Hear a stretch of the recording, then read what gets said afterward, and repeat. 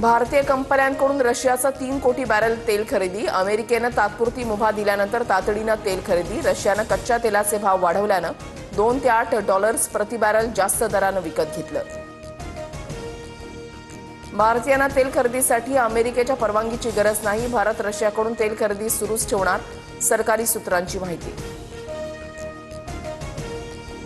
जगानं प्रति बॅरल $200 तेल दरासाठी तयार राहावं, इराणची धमकी. होर्मुझच्या सामुद्रधुनीमधून एकही ऑइल टँकर जाऊ देणार नसल्याचा इराणच्या मिलिटरी कमांडचा पुनरुच्चार.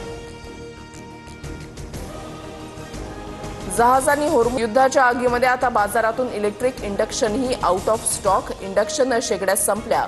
क्रोमा आणि अमेझॉनची माहिती. गॅस तुटवड्यामुळे इलेक्ट्रिक वस्तूंच्या विक्रीमध्ये तेजी. घरगुती गॅस पुरवठ्यासाठी गृह मंत्रालय ॲक्शन मोडमध्ये. रुग्णालय, शाळांना प्राधान्यानं गॅस पुरवण्याचे आदेश. कायदा सुव्यवस्थेचा प्रश्न टाळण्यासाठी केंद्राकडून कंट्रोल रूमची व्यवस्था. इंधनाच्या तुटवड्यामुळे नागरिक हैराण. सिलेंडर मिळवण्यासाठी नागरिकांच्या लांबच लांब रांगा. थेट पोलीस संरक्षणामध्ये घरगुती सिलेंडरचं वाटप. हवाई हद्द उघडताच धावपट्टीवर विमानांची रांग. अवघ्या तासाभरात 17 विमानांचं सुरक्षित उड्डाण. हजारो प्रवाशांचा खोळंबा टळला. अमेरिका इराण युद्धाचा सोनं चांदीच्या किमतीवर परिणाम. 12,000 रुपयांनी चांदीचे दर घसरले तर सोन्याच्या दरामध्ये 1,760 रुपयांची घट.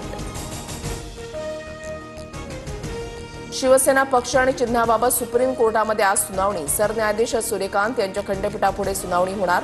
कार्यपालिकेमध्ये 40व्या क्रमांकावर प्रकरण सुनावणीसाठी निश्चित.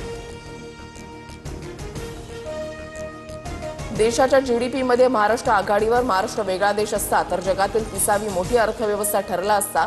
मुख्यमंत्री फडणवीसांकडून विश्वास व्यक्त.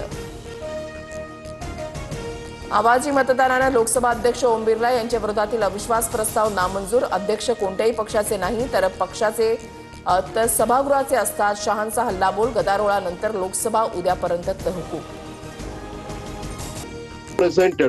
मोठी गावकर सरांचे आरसीसी महाराष्ट्र.